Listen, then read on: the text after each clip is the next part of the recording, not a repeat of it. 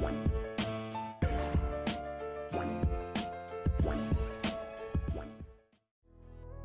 is up, everybody? Welcome back to Blerd Out. One Piece chapter 1178 is out, so of course we're going to talk about it. We're going to talk about the live action a little bit more, and we're also going to talk about Invincible. So if you have not caught up to the latest chapters or episodes, please know that there will be spoilers ahead. Spoilers. Okay, One Piece chapter 1178. A Fading Nightmare.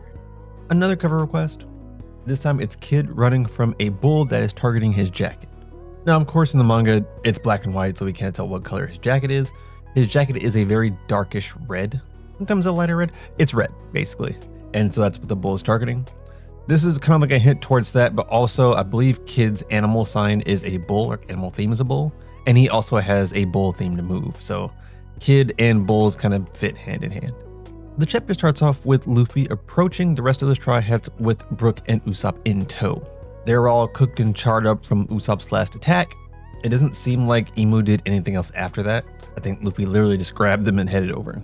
So he leaves them in their hands, and Frankie immediately asks if he needs backup, which I love. I love the fact that Frankie is ready to get involved.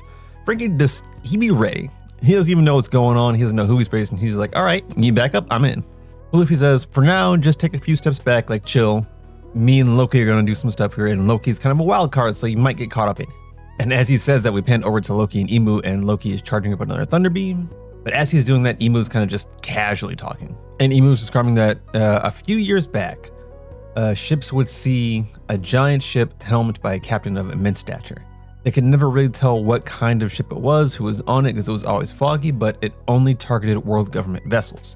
And now before that thought ends, Loki fires a blast, destroys like the tree in the surrounding area. Luffy flies in as well, wanting some smoke. Imu, who's completely unfazed by that blast, continues talking, continues monologuing, and they say that a bunch of rumors start to emerge that what they were seeing was a large flying beast in that fog.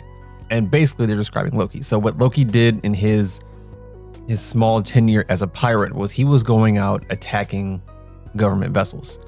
And this feels like a callback to Herald, because back in Herald's lore, there was a time where he was essentially this fogged demon that was taking out pirate ships and things alike.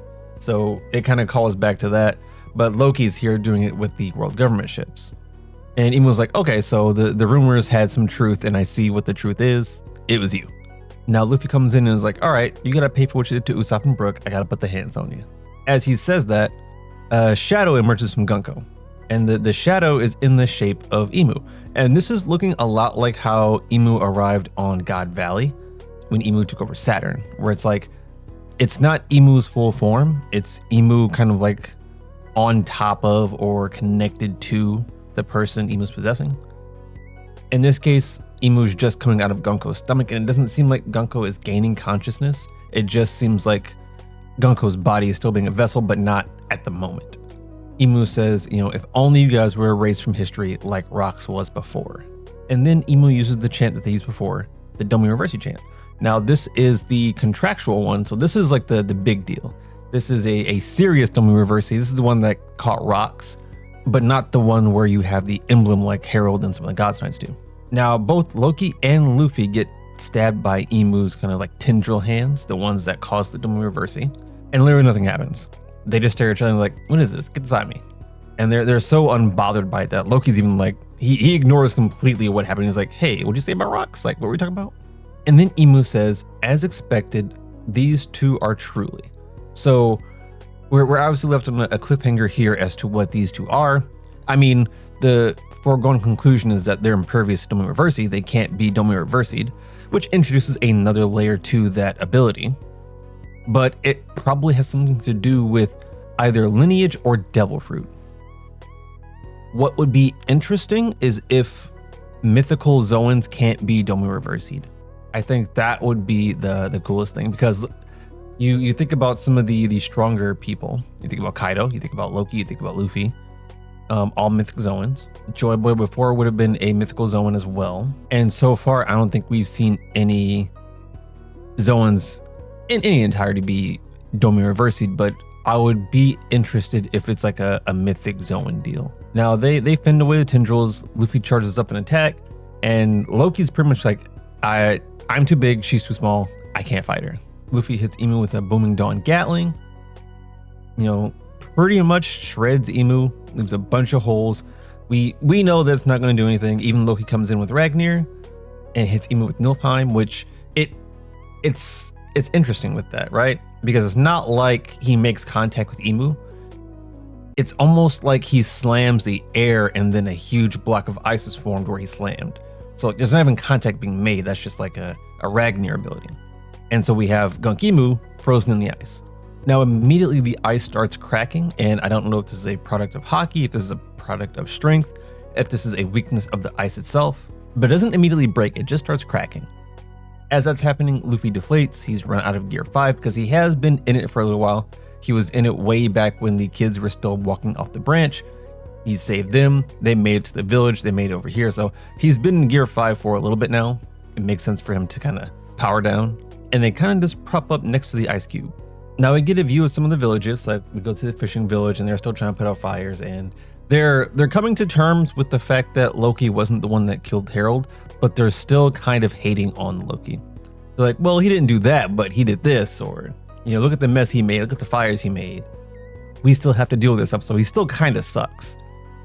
And I think it's their way of being like, they know they were wrong, but they don't want to fully admit it yet. They know they've been treating him badly, but they don't want to take responsibility. So like they're still pawning things off on him. You have Zeus, who's still pouring down water. Jinbei, who's using Rapunzioi, trying to put out the fires. They're basically doing damage control now. Like this is the calm down, because essentially the Gods Knights have been taken care of. Most of the threats have been wiped out. All the demons are done. The Holy Knights got packed up. So we're seemingly on the downtrod of this climax.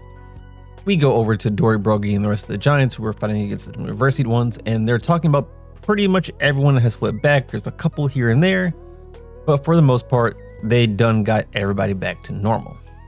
Now they notice there's a couple left, and as they're getting ready to go in, we actually have Chopper show up. And like, he doesn't get there quite yet because Zoro's like, I'm about to go in and take care of the rest. But then Chopper comes in, smacks them both, and like we saw before, the demon comes out of the University Giants, and they immediately flip back. Now Chopper seems to understand that he can undo the demonification just by making like a contact, just by hitting them, but he doesn't know how. Zoro comments that it's because he's a great doctor. Obviously that's not the case. Just Zoro being an idiot. And Chopper responds the way Chopper responds to praise. Very, very stock, very common Straw Hat shenanigans going on here. Love to see it. I would love it if this is playing a part in the theory I have where it's the Mythical Zoan. If we get a reveal that Chopper's fruit is actually a Mythical Zoan as well, we could have something on our hands. Hadroon talks about how they sort things out here, so he's wondering how the others are doing. And when we go over to the others, they're kind of dealing with the same thing, like the fires are raging on. They've taken care of most of the dream demons. None of the Holy Knights are attacking anymore. It's really just the fires that are causing the biggest issue. I mean, they're having issues putting out the fires. But then we go over to the Owl Library, where we have Saul and Robin still looking on. It looks like not only have the fires gone out, but all of the books are gone. And there's fire damage, so they know that the fire raged in here at some point, but you would think that the books left some trace, like burnt parchment, burnt paper. There would be remnants left, but the library is completely empty, including Billow the Owl. Now, they come up with the theory that maybe he moved the books, they just don't know where he would go with them. And we know that Billow has a Delve Fruit ability that allows him to increase the size of the books, like gigantify books. We don't know the extent of that ability. It could be that it could shrink them as well. There could be a lot of options. There's no way to communicate with the owl unless Chopper talks to it, so we really don't know what that fruit does or what it's capable of doing. Hand back over to Sanji and Frankie. They're still standing on Killingham, and Frankie mentions a really good point where Sanji's like, we took care of this pretty quickly. And Frankie's like, well, this isn't their full force. This is only 3 of them. If we had the whole organization here, it'd be a lot different. And I think that's what's going to bite him in the butt, is that, and we know to some degree some people are coming in, but that's essentially what's going to happen, is that more forces are going to be showing up. And as they're talking, Kingham's like, what happened to Emu? Like, what's going on over there? I think Killingham was expecting Emu to have wiped out whatever was going on over there and make it over here. That obviously hasn't happened, so something's holding them up. We go over to the West Village where Summers was last seen, and he's slowly putting himself back together. Something I find odd is that we have Summers, he's like in pieces, and he's kind of just rolling around putting himself back together, but very clearly a heart is at the center of this. And I don't know if like, I'm guessing it's just like his body parts are slowly coming back together because he gets smashed. This paneling makes it seem like the heart is inside of their head. I don't think that's the case. I think the heart is actually roughly the size of his head. But basically, he's putting himself back together from being stomped on by Loki. Speaking of Loki, we go back to his group. Luffy's talking about he needs food. And Loki's like, bro, I ain't got no food on me. Gotta go back to the village. And as they're having their own discussion, we see in the ice that Emu's shadow fades away. And I would imagine this is Emu releasing the subjugation of Gunko. So like Emu is no longer taking over Gunko's body, but Gunko is still frozen in the ice. And we end up back at the Holy Land, Maryjoy. Before we get to what Emu says, there is something very specific about this panel of Maryjoy, and we see Pangaea Castle. But to the bottom right here, there seems to be a bunch of rubble. There's like charred boxes, charred buildings. It looks like the city that's normally like below Pangaea Castle is in tatters. Like there is something that's completely destroyed here, and we're kind of just getting like a glimpse of it. There's no description of what's happening there. But we go to the flower room where Emu is normally sitting, and Emu calls to the elders over Din Din Mushi.